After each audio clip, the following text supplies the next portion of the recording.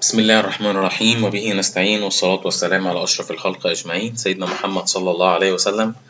بسم الله نبدأ وبتوفيقه ننتهي. معكم أحمد الشافعي، تريدر بشركة تايكون لتداول الأوراق المالية. بقالنا كتير أوي منزلهاش فيديوهات لتحليل الأسهم أو السوق عموما، لكن لما الحاجة بتقتضي إن أنا أنزل حاجة إن شاء الله بحاول إن أنا أنزلها عشان أوضح الوضع قدام الناس، والناس يبقى عندها فكرة عن إزاي. طيب، انا منزل فيديو النهارده علشان بس حاجه معينه، ان العملاء عندي انا بعت التحليل امبارح تقريبا من الساعه 3 بالليل لحد الساعه 4 ونص او الساعه 5، قعدت تقريبا اكتر من ساعتين ابعت الاسهم والتحليل بتاعها. فحابب ان انا اوري التحليل للناس عموما بقى، سواء العملاء عندي او الناس عموما قدامها بيبقى عامل ازاي. في كام نقطة حابين نتكلم فيها بس قبل ما نبدأ التحليل. الأول، أنا في أسهم كتير المفروض إن أنا هبدأ أحللها إن شاء الله، يعني الوقت يسعفني والدنيا ما تاخدنيش. معنا هنحلل 30 والسبعيني وسهم ايبكو وهرمس والومنيوم العربيه مصر صناعات كيماويات وفوري منصوره دواجن وغربيه الاسلاميه وبالم هيلز وإيليكو وعربيه اسمنت واوراسكوم كونستراكشن نظم تعليم ومصر اسمنت هنا وانتاج اعلامي وكليوباترا. هتلاقي تحت الفيديو قائمه كده بالاسهم دي، وجنب كل سهم الوقت بالثانيه، عشان لو حضرتك بتارجت على سهم او فوكس على سهم معين وحضرتك عايز تخش تسمعه، يبقى السهم معاك بالدقيقه وبالثانيه، عشان لو مش عايز تسمع الفيديو كله يبقى انت بتختصر وقتك وداخل الحاجه اللي انت عايزها بالظبط. طيب، الحاجه التانيه قبل ما نبدا تحليل، في كام قاعده فنيه كده حابب انوه عنها، اعمل عليها الارم. اولا، احنا بنمشي بالصفه الغالبه. يعني ايه بنمشي بالصفة الغالبة؟ يعني بنشوف الحاجة اللي بتبقى نسبة نجاحها يعني 70 80%، دي بنمشي عليها وبنطبقها بالاستراتيجية بتاعتها بالأرقام بتاعتها. مفيش حد نسبة نجاح التوصيات بتاعته أو التحليل بتاعه بيوصل ل90%، ده يعني ما حصلش على مر التاريخ. انما الحاجه الوحيده اللي ممكن تنجحك انك تلتزم بالارقام بتاعتك وبطريقه التداول بتاعتك، اللي هو اسلوب التداول نفسه. طب ايه الصفه الغالبه اللي انا بتكلم فيها دلوقتي؟ عشان من ضمن الاسهم اللي احنا هنحللها هوضح النقطه دي. عندك سهم المؤشر القوه النسبيه، اسف، لما بيطلع فوق مستوى 80 ده بيبقى بنسبة كبيرة جدا ان السهم هيطلع تاني يجيب القمة اللي هو عملها. يعني عندنا سهم مثال على سهم بالم هيلز، عندنا مؤشر القوة النسبية هنا في القمة دي طلع فوق مستوى ال80 على مؤشر القوة النسبية، طلع لحد 86 او 87. فالنزول بتاعه المفروض بيبقى اعادة شراء، لان انا عندي تريد شراء في السهم، ان انا هطلع تاني واجيب القمة بتاعتي على الاقل او هخترقها. تمام. طيب، دي حاجة. الحاجة التانية، عندنا سهم زي سهم السويدي، مؤشر برضو القوة النسبية عندي هنا اخترق مستوى ال80، فنزول السهم المفروض ان هو بيبقى يطلع تاني يجيب القمة بتاعته هنا على الاقل او يخترقها. السهم طلع واخترقها وعامل تاني نفس الوضع، مؤشر القوة النسبية عندي طلع فوق مستوى ال80 المرة التانية. طيب، السهم اللي بعده المفروض ان هو يتم تطبيقه بقى، عندنا سهم مصر صناعة الكيماويات. سهم مصر صناعة الكيماويات بيخترق مؤشر المستوى ال80 عندي، المفروض ان السهم ده يطلع تاني يجيب القمة بتاعتي على الاقل، او يطلع يجيب قمة اعلى منها. نفس الوضع في السبعيني على الفريم الاسبوعي، مؤشر القوة النسبية على الفريم الاسبوعي اهو. مؤشر القوة النسبية بيقول لي هنا في القمة دي ان انا طلعت اخترقت مستوى ال80، والمفروض ان انا هطلع اجيب القمة بتاعتي تاني على الاقل او ان انا اخترقها. انا بالفعل طبقت الحاجة الاولى، ان انا طلعت جبت القمة بتاعتي على الفريم الاسبوعي اللي هي القمة دي، بناء على مؤشر القوة النسبية اللي واضح هنا النزول، وبعد كده طلع تاني جاب القمة، ده الفريم الاسبوعي على ال30. طيب، تعال نبص للسهم التاني اللي بعده، سهم نظم التعليم. السهم عامل المفروض مؤشر القوة النسبية عندي هنا بيقول ان انا طلعت فوق مستوى ال80، يبقى اللوجيك اللي المفروض يحصل ان السهم يطلع تاني يجيب القمة بتاعتي على الفريم الاسبوعي اللي هي منطقة ال 58 قرش على الاقل او يخترقها. ده الصفة الغالبة في السهم. انا طبعا ما حللتش حاجة، بس انا بوريكم الوضع بيبقى ماشي ازاي. طيب، دي النقطة الاولى. النقطة التانية، علشان خاطر حضرتك ما تلبس وتبقى خسران كميه كبيره جدا من الفلوس بتاعتك او الارباح اللي حضرتك عملتها، لازم تضحي. يعني ايه؟ احنا دايما كمحللين فنيين بنمشي ورا السوق، بنمشي ورا السهم. محدش يجي يقول لك السهم ده المفروض هيطلع اليوم الفلاني الساعه الفلانيه يبقى هيعمل كده بالظبط. لو حصل الموضوع ده بيبقى صدفه بحته، لان محدش له علم الغيب. التحليل الفني ده عباره عن اجتهاد، حضرتك بتجتهد لان دي عباره عن معلومات مذاكره حضرتك بتذاكرها وبنطبقها. التحليل الفني عموما بيقول لك ايه؟ لو السوق طلع حضرتك هتاخد الاكشن الفلاني، هتاخد القرار الفلاني، لو السوق نزل حضرتك هتاخد القرار الفلاني. فهو بيديك مسارين، لو حاجه حصلت منهم بتاخد بناء عليه قرار. ده التحليل الفني. فعشان كده احنا بنمشي ورا السوق. موضوع التضحيه اللي المفروض ان احنا بنضحي بيها، انت قبل ما بتنزل بيبقى في بعض الاشارات اللي بتظهر لك في السوق يقول لك ايه؟ خد بالك انا طالع كل حاجه، بس بدا يظهر عليا اشارات ضعف، المشتري بدا يضعف والبياع بدا يظهر. فهنا لازم تاخد قرار انك تبدا تخفف، انك ما تخرجش من السوق. تخرج من السوق زي ما انا قلت لك ان احنا بنمشي ورا السوق عموما لما يبقى داون ترند، ان هو يغير الترند بتاعه يبقى داون ترند. فموضوع التضحيه ان حضرتك بناء على المؤشرات دي او الاشارات اللي بتظهر لنا، وده هنوضحه، بتخفف جزء من كميتك. ممكن يبقى عندي انحراف سلبي عادي والسوق يكمل، مفيهاش مشكله خالص. الانحراف السلبي ده عباره عن ان السوق ما بقاش يطلع بسرعه زي الايام اللي قبل كده، احجام التداول ما بقتش زي الاول في الصعود. ده الاشارات السلبيه اللي بتظهر. انما انت اب ترند زي ما انت، يبقى خلاص ما فيهاش اي مشكله. خلاص طيب. الحاجة الأخيرة أنا حابب أنوه إن أنا في التحليل ده أو في الفيديو ده أنا بقول رأيي، رأي غير إلزامي. أنا بس كل الفكرة بعرض الحاجات دي عشان الناس خصوصا العملاء اللي عندي تاخد بالها من الحاجات دي. طيب إحنا هنبدأ بالمؤشر التلاتيني.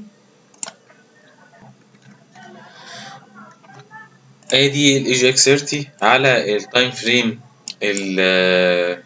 اليومي. نيجي نبص الاول للار اس اي. انا عندي انحراف سلبي فوق، عندي قمه اقل من قمه هنا، والمؤشر عندي الشارت تحت عندي قمه اعلى من قمه، ده انحراف سلبي.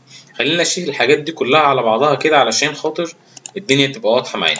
انا عندي هنا فوق اهو على الار اس اي عندي قمه اقل من قمه، نفس الوضع. القمه دي بتتساوي مع القمه دي عندي هنا على المؤشر التلاتيني قمه اعلى من قمه. ده بيبقى واضح قدامي ان انا كده عندي انحراف سلبي خلاص. ده بيديك اشاره حمراء ان حضرتك تخلي بالك من السوق، ان السوق كده بدأ يظهر فيه اشارات سلبيه بناء على القمه اللي اعلى من قمه هنا والقمه اللي اقل من قمه على الار اس اي. دي نقطة، وده أول إشارة سلبية بالنسبة لنا. النقطة التانية إن أنا عندي إشارة سلبية إن أنا كسرت القمة بتاعتي. أنا عندي هنا قمة أهي في التلاتيني، نزلت كسرتها بحجم تداول كبير. يعني أنا عندي هنا أهو ده الفوليوم تحت، أنا كسرت القمة بتاعتي، المفروض دي منطقة دعم، والبياع وصل لحد القاع بتاعي. يعني هي منطقة ال 29900، منطقه 29900 انا نزلت لها تاني، ده القاع بتاعي على الفريم اليومي، نزلت لحد المنطقه دي. فدي اشاره ضعف ثالثه. اول اشاره ضعف مؤشر القوه النسبيه، تاني اشاره ضعف كسرت القمه بتاعتي اللي انا اخترقتها، تالت اشاره ضعف ان انا وصلت لحد القاع اللي عندي اللي انا طلع له على الفريم اليومي. النقطه اللي بعدها ان انا مؤشر القوه النسبيه في العموم بالصفه الغالبه بيسبق الشارت. انا عندي مؤشر القوه النسبيه كاسر القاع اللي هنا، فانا لحد دلوقتي هنا ما كسرتش، يبقى انا عندي اشاره بتقول ان مؤشر القوه مؤشر التلاتيني هيكسر القاعده اللي هو على الفريم اليومي اللي هو منطقه ال 29900. بنوه تاني ان احنا بنمشي ورا السهم، طالما الشارت هنا ما كسرش ما باخدش بناء عليه قرار. لكن كل الفكره ان انا طالما عندي اشاره سلبيه هنا بقول ان انا احتمال اكثر، بناء عليه ان انا بخفف كميتي، ما بشتغلش زيرو، بقفل المارجن كله، ما بفتحش مارجن نهائي، وابيع جزء كبير من راس مالي. يعني اخلي معايا جزء سيوله من الفلوس بتاعتي تحسبا لو تم الكسر الان. طيب دي النقطه الثانيه، التحليل يعني في السهم. اللي بعد كده حابب انوه عن حاجه. انا عندي قناه صاعده هنا اهو، ادي القاعين وادي القمم بتاعتي هنا. تمام. انا دلوقتي عندي منطقه دعم الحد السفلي للقناه الصاعده. في حاله كسر المنطقه دي ساعتها باخد المسافه دي كلها بحطها تحت نقطه الكسر، هي هتديك تارجت لحد منطقه ال 27700 لحد 27200. ده التارجت بتاعي في حاله كسر 29900. تمام. طيب لما دي كانت منطقه المقاومه اللي هو طلع لحد العلوي للقناه الصاعده، دي احنا كنا اتكلمنا عليها على الجروب، بس احنا بنتكلم في الوضع الحالي بالنسبه للمؤشر. انا هطول شويه عشان لو حد شايف ان انا هقلب، والله الموضوع هيبقى طالب في التحليل. ده السهم على المؤشر، على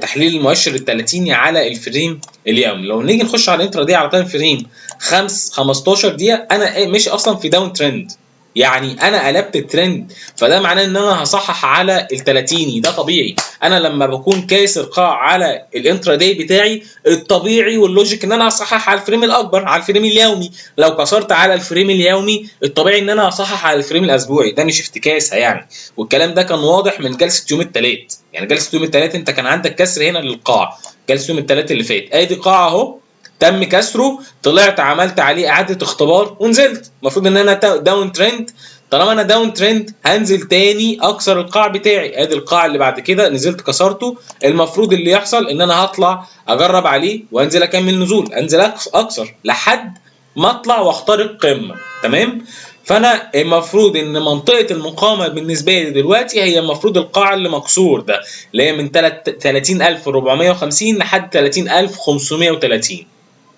دي منطقه المقاومه بتاعتك. فاي ارتداد بالنسبه لمؤشر الثلاثيني هي ارتداده للبيع.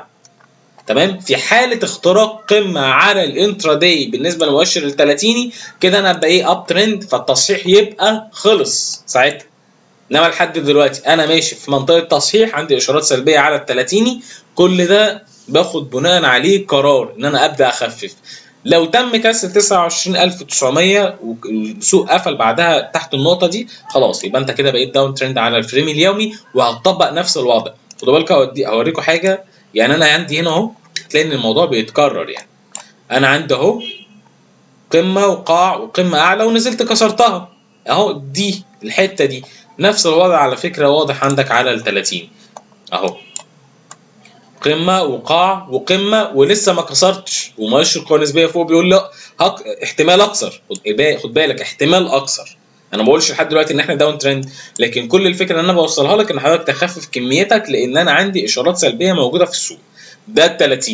نخش على اللي بعده، مؤشر ال70. المفروض مؤشر السبعيني مختلف شوية. ازاي؟ انا عندي انحراف سلبي برضو على المؤشر القوة النسبية اهو، قمم اقل من بعضها، وعندي قمم هنا اعلى من بعضها على المؤشر ال30. خدوا بالكم برضو ان احنا نوهنا في الكلام ده. انا بحاول افكركم بالموضوع ده. بالنسبه للعملاء عندي، ان احنا كنا راسمين الخط الاسود ده، وقلنا ان دي منطقه مقاومه المؤشر هيطلع لها، مؤشر ال70. وكنا قلنا ان عندنا انحراف سلبي كبير بالنسبه للمؤشر عندي في الار اس اي. يعني انا عندي هنا قمم اعلى من بعضها، وعندي هنا قمم اقل من بعضها، مفيش اكتر من كده انحراف سلبي يعني. بس لحد دلوقتي انا مش داون ترند، لكن برضو السوق بيديك اشاره حمراء انك تخلي بالك ان انا ممكن انزل اصحح. حلو، تمام. انا في حاله كسر منطقه ال7000 هبقى بقيت داون ترند على الفريم اليومي، وهيبقى عندي مستهدف من اول 6150 6150 لحد 9920. ده التارجت بتاعي اللي هو الشادو، الحته دي كلها.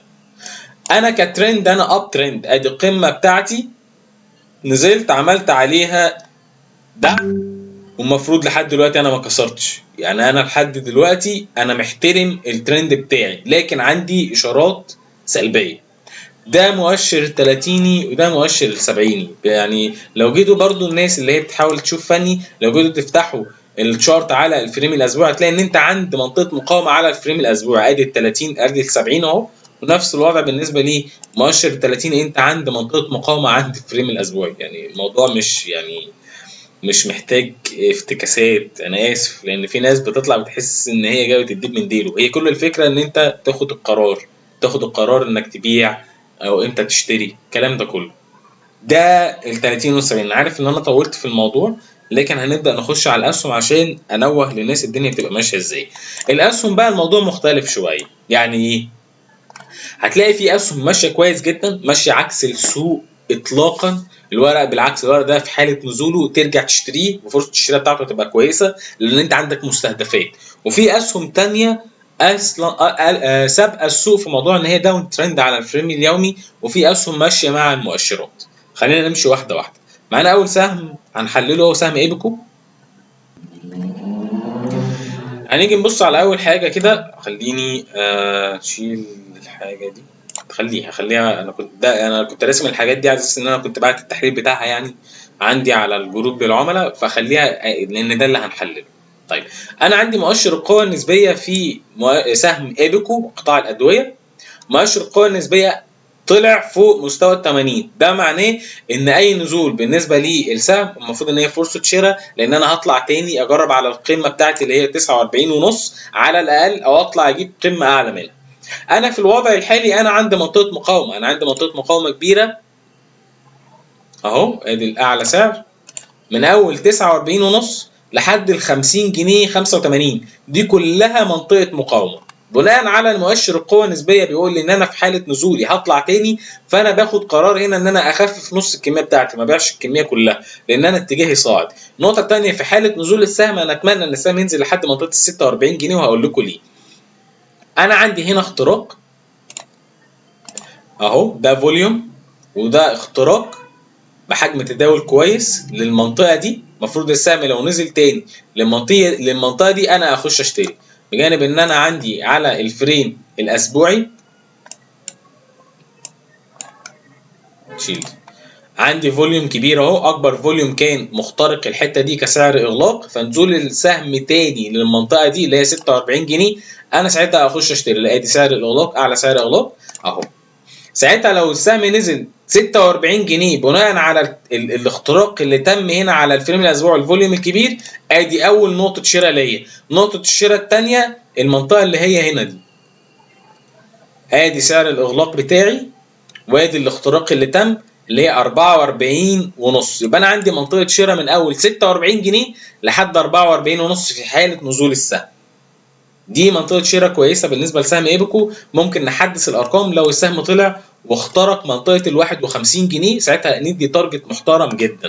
انما في الوضع الحالي السهم في منطقه مقاومه لانه نزل من الحته دي لحد منطقه ال 32 جنيه. ادي بصوا اهي، دي منطقه بيع اهو، كل مره كان السهم يطلع لها ويتكهرب فنزل نزله كبيره جدا.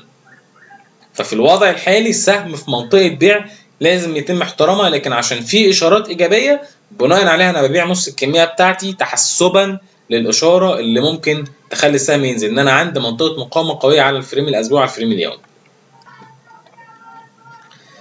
السهم اللي بعد كده سهم هرمس.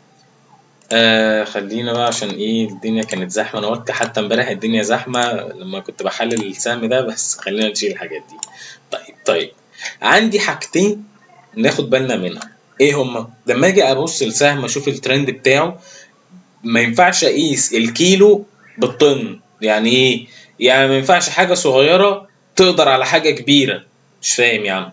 انا دلوقتي السهم ده كاسر قاع اهو، ادي قمه وادي قاع وادي قمه، حتى الناس اللي معاها ليه قلنا 25 دي منطقه تارجت بالنسبه للسهم، المفروض منطقه بيع، لان انا عندي مؤشر قوه نسبيه اهو فوق عامل قمه اقل من قمه، وعندي هنا الشارت بتاعي عامل السهم نفسه عامل قمه اعلى من قمه، فدي اشاره بيع ودي منطقه مقاومه. عشان كده اتكلمنا على ايبكو ان في الحته اللي هو فيها لازم نبيع. ادي منطقه مقاومه هنا اهو، منطقه ال 25 جنيه، وعندي اشاره سلبيه فوق، فبناء عليها بخش ابيع نص الكميه بتاعتي على الاقل بناء على الاشاره السلبيه اللي موجوده. سهم نزل وكسر القاع، منطقه القاع بتاعتي هي 22 جنيه 35 قرش لحد سعر الاغلاق بتاعي، لان دي جابه المفروض ده سعر اغلاق من اول الشادو لحد سعر الاغلاق. يبقى انا عندي منطقه بيع دلوقتي من اول 22 جنيه 35 لحد 22 جنيه و80 قرش.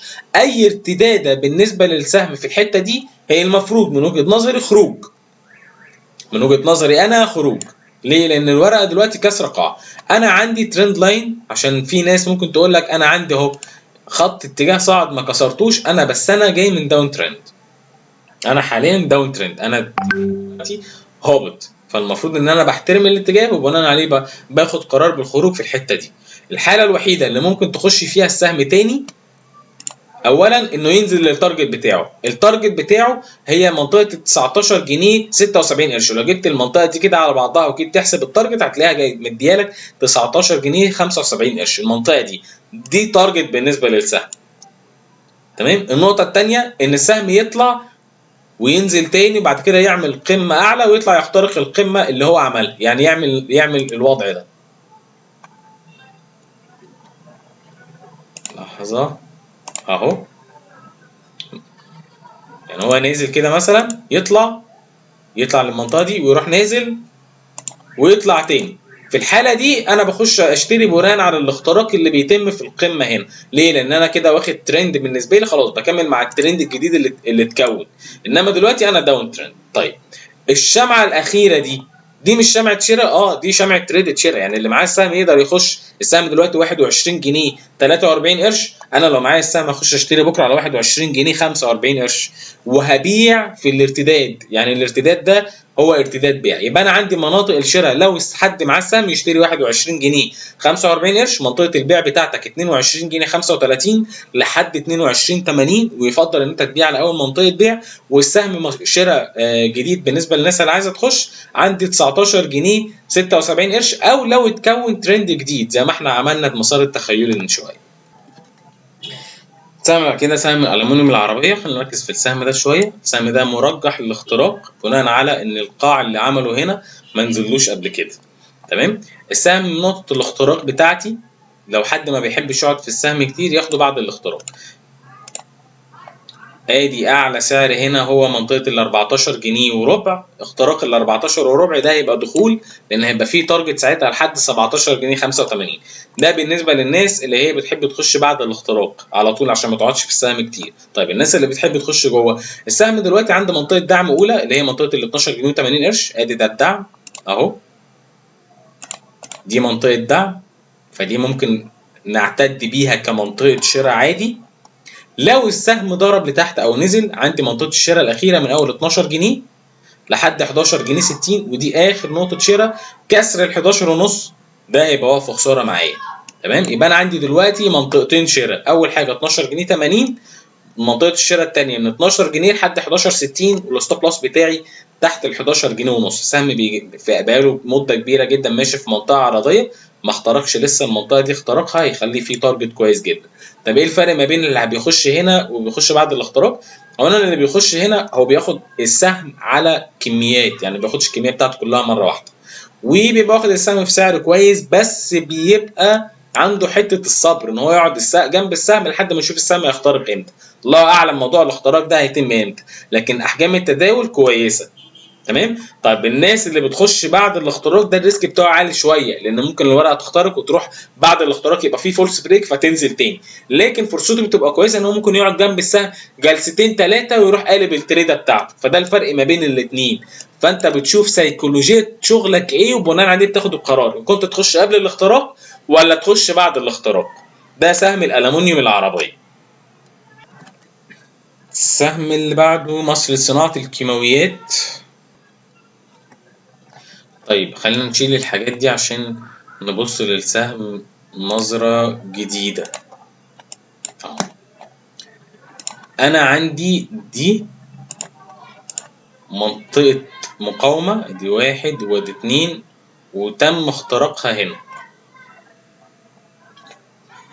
ادي الاختراق اللي تم. تمام. يبقى أنا دلوقتي بالنسبة لسهم مصر لصناعة الكيماويات بقاله كتير ماشي عرضي في المنطقة دي واخترقت. طيب النقطة اللي بعدها إن أنا عندي مؤشر القوة النسبية طالع فوق مستوى ال 80. تمام. لما السهم بيطلع فوق مستوى ال 80 بتبقى بنسبة كبيرة جدا إن الورقة تطلع تاني تجرب على القمة بتاعتي. إيه هي القمة بتاعتي كسعر إغلاق؟ أقل حاجة المفروض إن السهم يطلع لها هي منطقة ال 34 جنيه. يبقى أنا عندي تريدة المفروض لحد 34 جنيه متوقع إن السهم يطلع لها. تمام كده؟ طيب مناطق الشراء بتاعتي بناء على الأسعار بتاعت النهاردة شمعة النهارده دي ال 32 دي شمعة شراء، يعني لو حد عايز يخش يبدأ ياخد نص الكمية بتاعته دلوقتي مثلا. السهم لو كمل نزول عند نقطة الاختراق بتاعتي اللي هي منطقة الدعم، دي كانت منطقة مقاومة اهي، جرب عليها هنا والتانية والتالتة وبعد كده اخترق اللي هي منطقة ال 31 جنيه. يبقى أنا عندي منطقتين شراء، أول حاجة 32.6، منطقة الشراء التانية في حالة نزول السهم هتبقى منطقة ال 31، التريدة بتاعتي هتبقى عند 34 جنيه، أقفل نص الكمية بتاعتي لأن مرجح صعود السهم لحد التارجت بتاعي. تعالوا نشوف التارجت مع بعض. ادي الحتة العرضية اللي هو كان ماشي فيها، وادي نقطة الاختراق، وادي التارجت بتاعي. يبقى انا عندي تارجت لحد 37 جنيه و90 قرش، يعني منطقه ال 38 جنيه. دي ارقام السهم دلوقتي، دي الارقام بتاعت السهم وده التحليل بتاعه. لو تجيبوا بقى تيجوا تقارنوا ما بين حركه المؤشر وحركه الاسهم، هتلاقي ان في بعض الاسهم ماشيه عكس المؤشر، فتستغلوا نزول السوق في الاسهم دي ان انتم ممكن تشتروا. نخش على السهم اللي بعده، سهم فوري. انا مش عايز احلله بس خلينا نحلل سهم فوري. في كام حاجة هنا في السهم خلينا نبص لها. يعني أنا عندي أدي 1 2 3 4 5 المفروض A B C يعني ماشي. بصوا يا جماعة، أنا عندي هنا قاع أهو مؤشر القوة النسبية ده معلم المعلمين، بحسه معلم المعلمين مؤشر القوة النسبية، مش عارف يطلع عليه إيش. طيب تعالى نرسم واحدة تانية. هيدا أهو، ده أنا حاطه لوحدي. طيب ده مؤشر القوة النسبية عندي، شايفين الحتة دي مع القاعدة. بصوا مؤشر القوة النسبية هنا اهو كاسر القاعدة، يبقى انا عندي ترجيح ايه؟ ان انا هكسر القاع، اهو ادي عندي اشارة سلبية في المؤشر. بناء على مؤشر القوة النسبية عندي اشارة سلبية في السهم، بناء عليها باخد قرار ان انا ابدا اخفف. لكن الترند بتاعي زي ما انا، قاع قمة اعلى، قاع اعلى، قمة اعلى، قاع اعلى، قمة اعلى، قاع اعلى، مفيش اي حاجة، احنا بنمشي ورا السهم.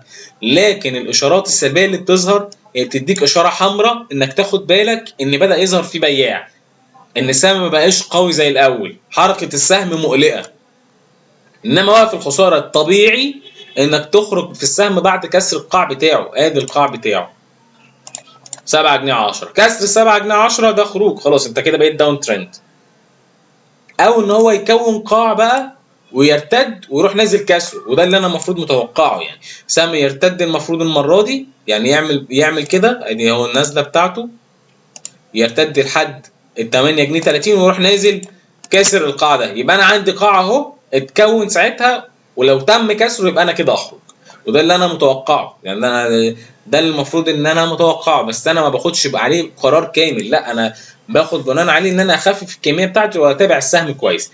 السهم بناء على شمعه النهارده دي شمعه شراء، منطقه البيع بتاعتي المفروض هي 8 جنيه وربع لحد 8 جنيه 30، لان انت لو جيت تفتح التايم فريم ال 45 دقيقه هتلاقي ان انت كاسر قاع على الانتراداي اهو.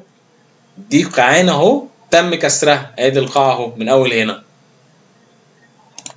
اهو. الارتداده بتاعت السهم المفروض هتبقى من اول 8 جنيه 20 اهو سعر الاغلاق، من 28 لحد 8 جنيه 27. ارتداده السهم لحد الحته دي انا شايفها تخرج على الاقل بالتلتين الكميه بتاعتك لو السهم معاك. ده رايي طبعا، انا ما بقولكش اخرج بالسوق من السهم بالكامل، ما اقدرش اقول لك اخرج من السهم خالص لو طالما الورقه مش داون ترند. انما الورقه دلوقتي فيها اشارات بتقول ان السهم هيكسر القاع اللي هو عمله هنا، والسهم داون ترند على الانتراداي، والارتداد المفروض هي ارتداد البيع. فبناء عليه بناخد جزء من الكميه بتاعتنا بناء على التوقعات بتاعتنا اللي احنا شايفينها وبناخد عليها القرار. تمام كده؟ ده سهم فوري. يعني شمعة النهارده دي لو حد معاه السهم، هي شمعة شراء 7 جنيه 90 لحد سعر الاغلاق، اقل سعر الاغلاق اللي هي 7 جنيه و70 قرش، دي كلها منطقة شراء معايا. منطقة البيع من اول 8 جنيه 20 لحد 8 جنيه 27، ودي ابيع فيها جزء كبير جدا من الكمية بتاعتي. وقف الخسارة بتاعي المفروض هيبقى تحت القاع اللي اتكون ده دلوقتي، اللي هي ايه؟ اقل حاجة السعر اللو بتاعي 7 جنيه ونص. لو كسر 7 ونص كسعر اغلاق خلاص بخرج خالص من السهم. تعالوا نبص للسهم ده شوية. يعني هو الشارت بتاعه عاجبني، وأحجام مشكلته إن أحجام التداول فيه قليلة يعني، فدي بتبقى مشكلة شوية.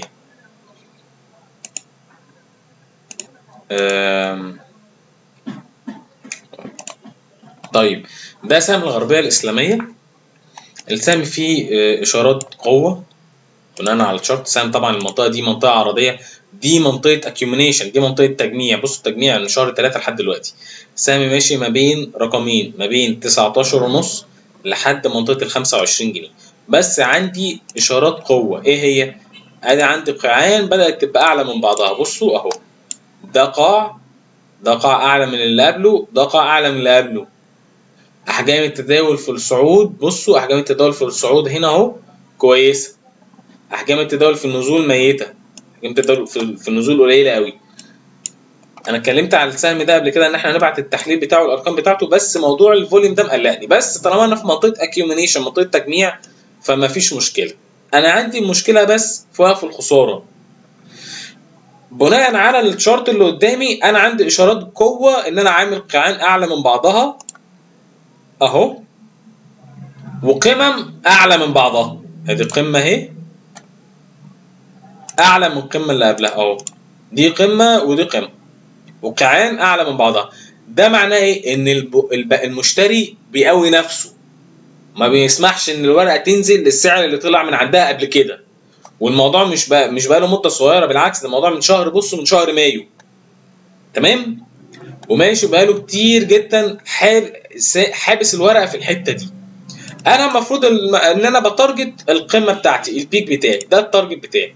لو جيتوا تحسبوا المسافه دي هتلاقوا التارجت هو القمه دي 33 جنيه 83.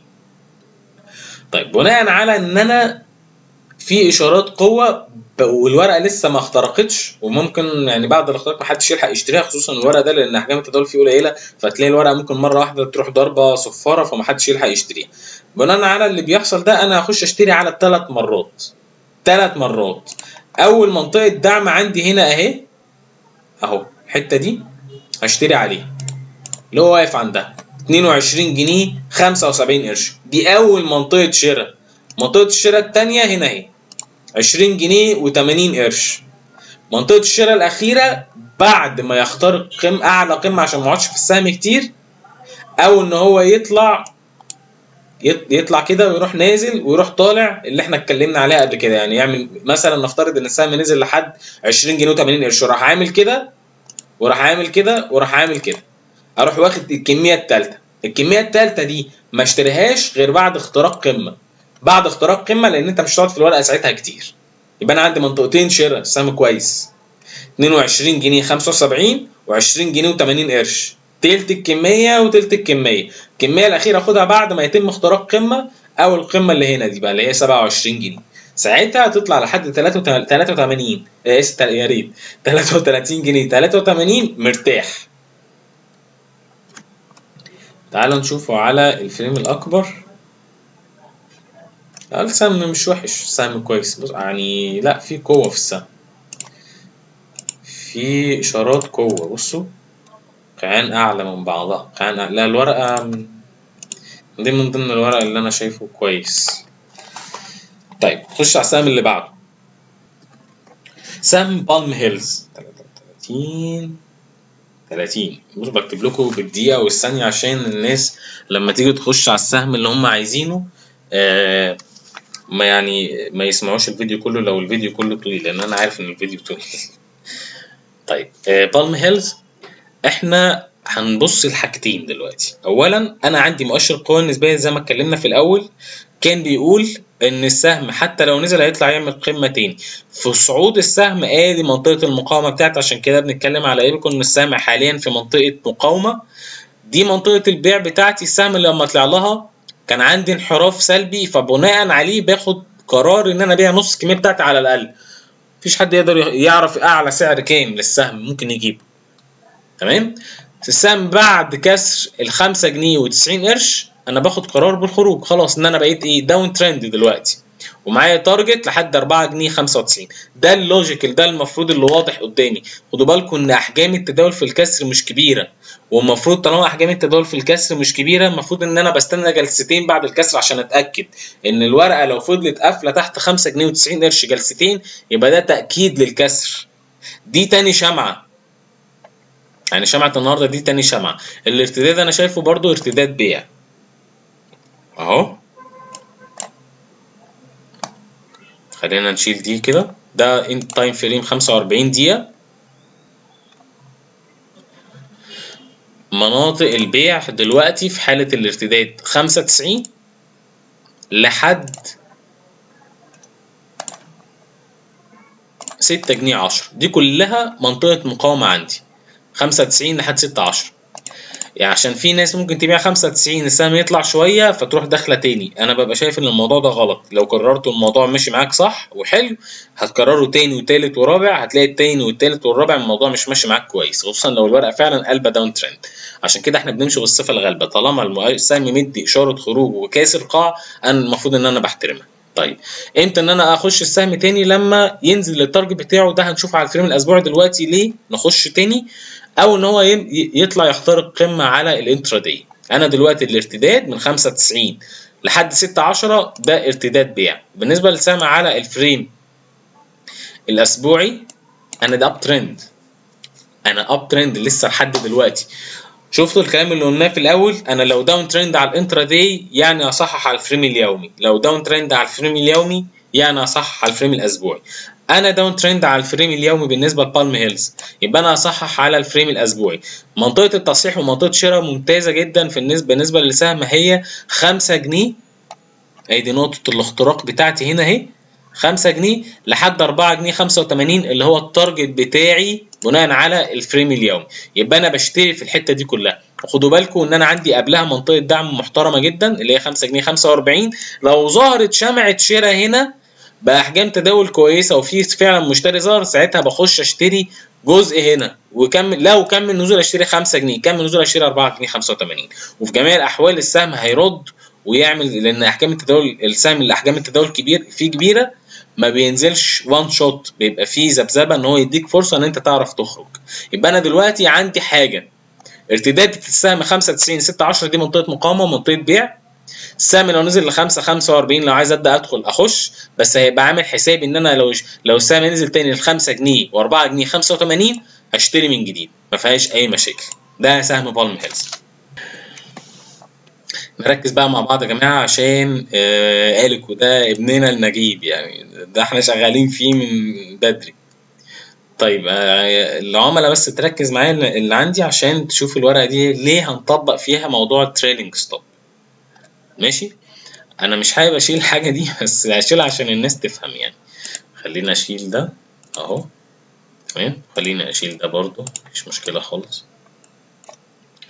انا عندي مؤشر القوه النسبيه عامل، بصوا خيعان اعلى من بعضها، ماشي على اب ترند لاين على المؤشر القوه النسبيه زي الفل عندي. عشان كده لو تبصوا للغربيه الاسلاميه عندي اشارات قوه كانت بتظهر على الشارت نفسه اهو، قاع اعلى قاع اعلى، اشارات قوه بالنسبه للسهم ان هو المشتري ما بيديش فرصه للبياع ان هو ينزل للمنطقه اللي بيطلع منها، فدي اشاره قوه. وبيعمل لي قمم اعلى من بعضها، قمم بسيطه لكن قمم اعلى من بعضها. احجام التداول في الصعود كويسه جدا، بصوا احجام التداول في الصعود، وفي النزول مفيش احجام تداول في النزول. بصوا بقى نقطه الاختراق احنا كنا قايلينها جنيه 32، السهم لما تم الاختراق الجنيه 32 بصوا احجام التداول كانت عامله ازاي. بصوا يعني اللوجيك في الطبيعي السهم كان بينفذ 2 مليون ونص، مليون و200، 2 مليون 800. احجام التداول في الاختراق عمل 18 مليون سهم، ونقطه الاختراق بتاعتي كانت منطقه ال 132 لحد 128. ماشي خلينا اشيل دي. ده سهم حلو جدا يعني، فده برضه من ضمن الاسهم اللي انا شايفها كويس.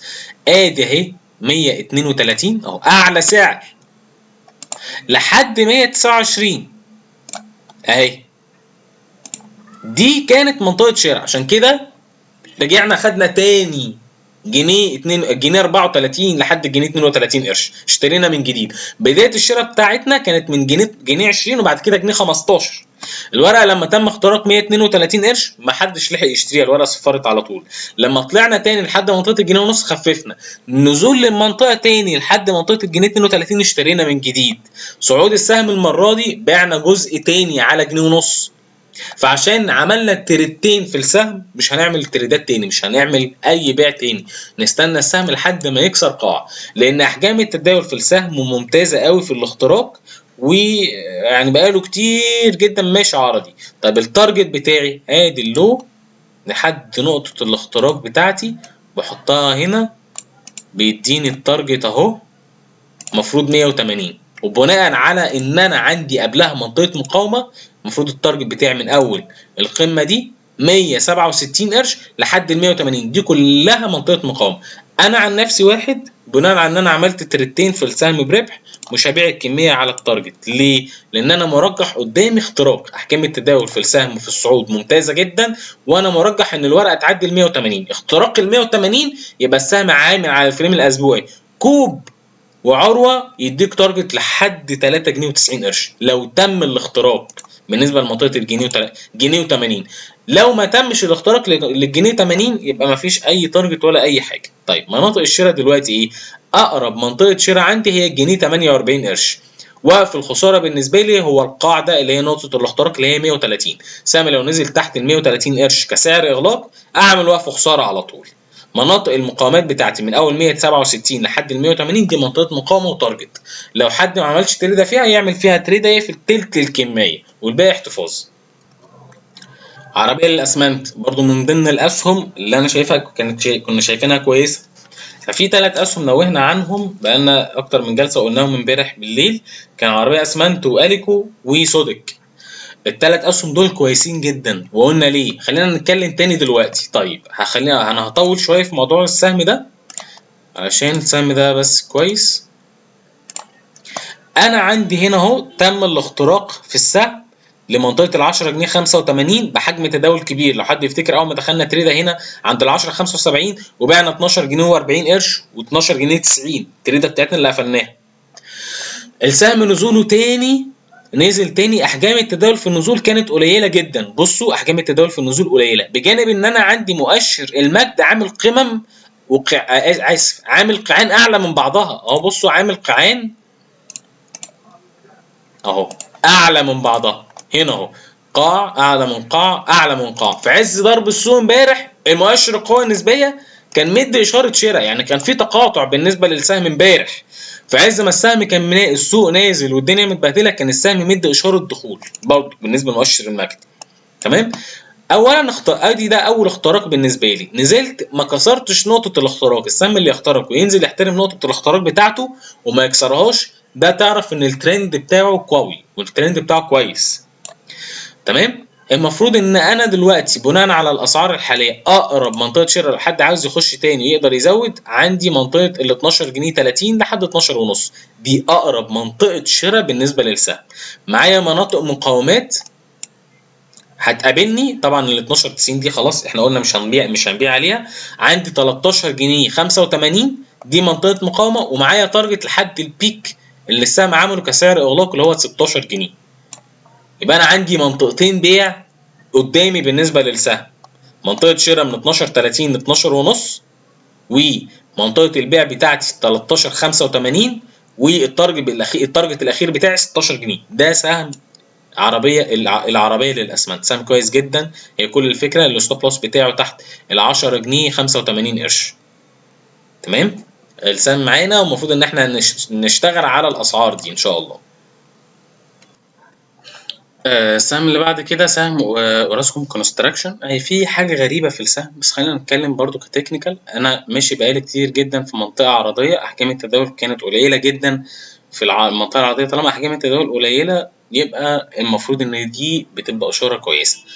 طلعت اخترقت بحجم تداول كبير. بص بقى حجم التداول ده غريب شويه، يعني الفوليوم ده غريب قوي. يعني لو كان قليل عن كده، يعني مثلا لو كان لحد الحته دي كده مثلا كان يبقى كويس. يعني هو اللوجيك ان هو بينفذ مثلا 90,000 60,000. فلو كانت أحجام التداول مثلا تساوي 500 و500 600,000 سهم الدنيا تبقى تمام. إنما أحجام تداول مثلا 2,700,000 فدي تقلق شوية، فدي ناخد بالنا. لأن أنا لو هخش تريدة في السهم ما اخدش كمية كبيرة. طب أنا عندي منطقة شراء هي حوالين من اول 278 لحد 282، دي كلها منطقه شراء معايا. وقف الخساره المفروض ان هو بعيد بس شويه في حاله اغلاق السهم تحت ال 2 جنيه 70 ان هي اللي هي بدايه الاختراق ونص الشمعه دي. انا المفروض ان انا معايا تارجت. اول حاجه الهاي بتاع الشمعه الكبيره الفوليوم الكبير هو 305، والتارجت التاني 324. بس دي ارقام بسيطه خالص وسهله. يعني شمعه النهارده دي شمعه شراء، يعني ممكن نخلي منطقه الشراء بتاعتنا 283 ومنطقه الشراء الاولى الثانيه 278. وقف الخساره تحت ال 270. مناطق البيع بتاعتي 305 و324 اقفل الكميه كلها ابيع نص ونص. ارقام بسيطه وسهله. بس ناخد بالنا لو الورقه كسرت ال 270 ده طبعا خروج، عشان الفوليوم الكبير ده المفروض ان هو بيصاحبه مشتري جامد جدا ما يديش سماح للورقه ان هي تنزل تاني وتكسر نقطه الاختراق. السهم اللي بعد كده سهم مصر اسمنت. هنا التحليل ده عندي بالنسبه للناس اللي معاها السهم. احنا كنا واخدين السهم ده اول ما اخترق 22 جنيه و80 قرش وبعناه بعنا نصه على 24 جنيه وقلنا الباقي نبيعه على 26 لحد 27 ونص، ده التارجت بتاعه. فالتحليل بالنسبه للناس اللي معاها سواء العملاء اللي عندي او حد تاني يعني. طيب السهم احجام التداول بالنسبه له، بصوا احجام التداول في النزول قليله خالص. طبعا الناس ما بتبقاش شايفه الحته دي كده، بتشوف الصعود اللي بيتم. هي الفكره في الناس لما بتيجي تخش سهم ولا حاجه وقعدت جنبه مثلا كتير، الموضوع بيبقى مشكله. ليه؟ لانه الورقه بقالها كتير جدا بتطول. المفروض ان ده طبعا ما بتبقاش حاجه لطيفه. بس قبل ما تخش سهم تبقى عارف ان انت هتطول في السهم ولا لا، لان كل حاجه ليها الريسك بتاعها. لو الورقه خدتها بعد اختراق ده ليها الريسك، الورقه لو خدتها عند منطقه تجميع دي ليها الريسك بتاعها انت بتقعد كتير. انما بعد الاختراق الريسك بتاعها ان ممكن الورقه تنزل لان انت واخد الورقه عند منطقه مقاومه. انتاج اعلامي ده تحليل نازل مخصوص للباشمهندس هيثم. يعني بص انا كان معلش الاسهم بتاعتك اخر حاجه خالص، علشان حضرتك قلت لي بعد ما انا بعت القائمه على العملاء والناس بعتت لي الاسهم، فالتحليل ده ليك بقى. صلى على النبي بقى. انتاج اعلامي انا مؤشر القوه النسبيه عندي بيقول ان الورقه دي حتى لو نزلت هتطلع تاني تعمل قمه اعلى من القمه اللي هي عملتها او قمه مساويه للقمه اللي عاملاها. لحد دلوقتي هي ما نزلتش.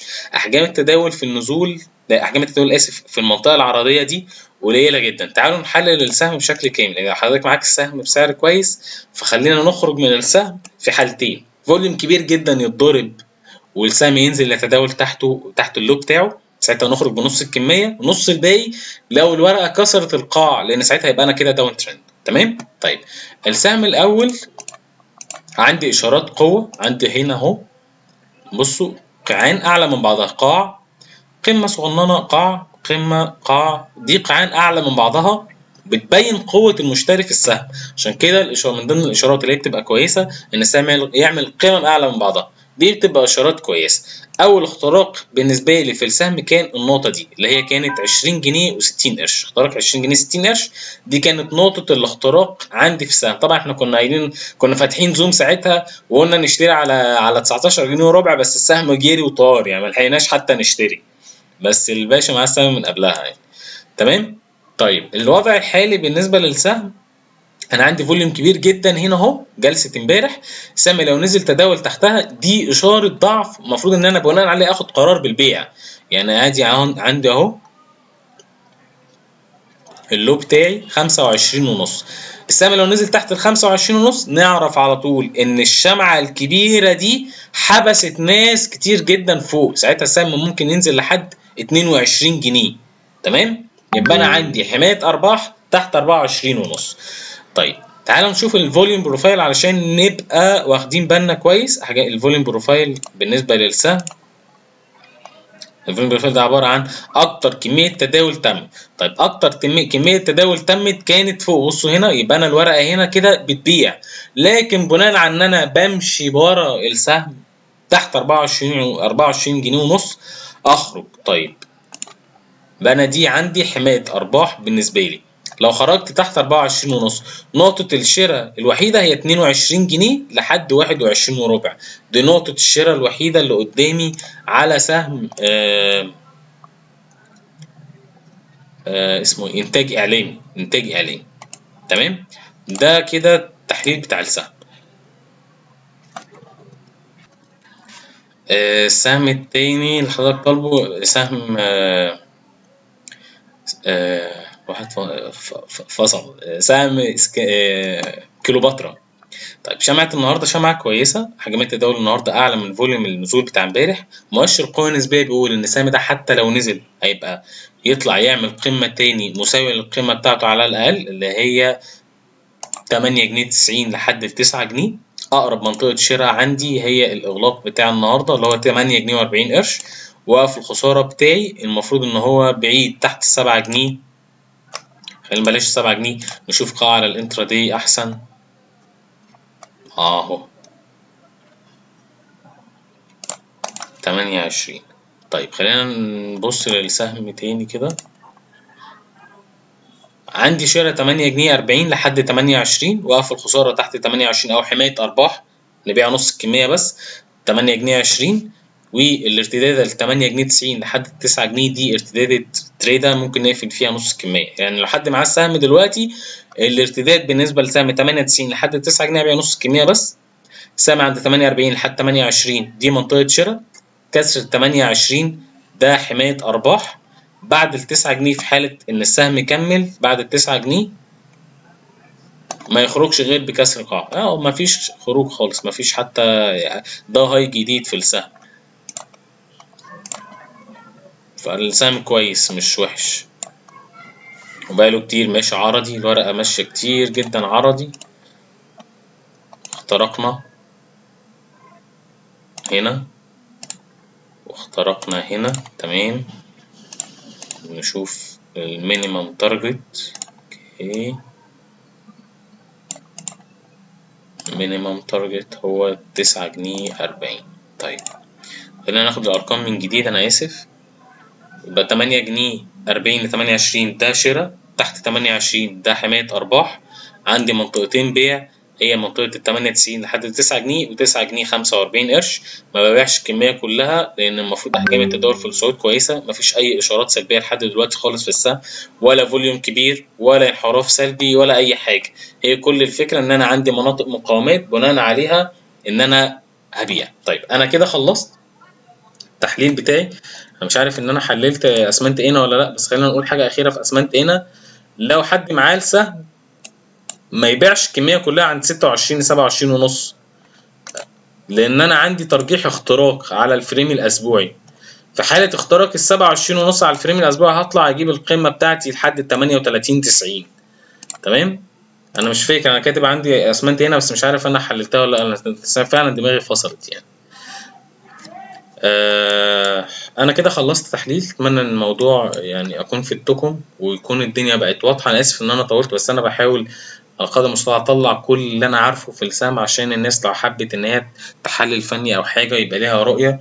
لان اهم من ان انت تشتغل ان انت تبقى عارف بتشتغل ازاي، لان ممكن تكون داخل سهم والسهم يطول معاك بس السهم كويس، بس حضرتك تزهق عشان السهم معاك بقاله كتير رغم ان السهم حلو كويس جدا. تمام. فالمهم ان انت تتعلم، بلاش تمشي ورا الناس، لان كل واحد له دماغ وكل واحد له طريقه شغل.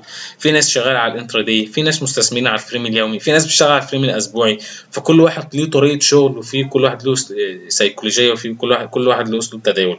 يعني احنا كمحللين فنيين ممكن واحد يبقى دلوقتي في الوقت الحالي بره السوق، ليه؟ هو ما بيحبش ان هو يخش في مناطق تصحيح، ولما السوق يقلب اب ترند على الانترا دي يخش. في ناس تانية على الفريم اليومي لا يا باشا، انا اب ترند لحد دلوقتي فانا جوه السوق، انا ما عنديش مشكله خالص. ايه اللي يخليني اسبق السوق واخرج؟ محدش بيتوقع وتوقعه بيطلع صح مليون في المية. حاول بتاخد قرار بناء على التوقع بجزء من الكميه بتاعتك. احنا بنمشي ورا السوق سواء صعود او هبوط. بلاش حد يضحك عليك ويقول لك التحليل الفني ده تحليل بتنجان والكلام ده. يا جماعه التحليل الفني هو اجتهادات، واحنا بنحاول على قد ما نقدر نجتهد. التحليل الفني بيقول لك لو طلعت هتعمل كذا ولو نزلت هتعمل كذا. التحليل الفني بيقولكش انت هتطلع بكره يعني هتطلع بكره، مفيش الكلام ده. حاجه اخيره عايز اقولها، مفيش ايفنت بيغير الترند. مفيش ايفنت بيغير الترند، يعني مفيش اخبار بتغير الاتجاه بتاعك. لو طلع خبر سلبي ده بيأثر على السوق بشكل مؤقت. بس انا شايف في وجهة نظري في الاسهم دي كلها، ايه اللي هو ايه الاسهم الكويسة. عندك سهم الغربية الاسلامية، ومصر لصناعة الكيماويات، واليكو عربية اسمنت، واسمنت انا. دي الاسهم اللي انا شايفها حلوه. نظم تعليم انا ما نزلتش التحليل بتاعها، بس انا شايف الورقه دي كويسه برضو لو عدت ال 38 قرش. يلا اشوفكم على خير، مع السلامة.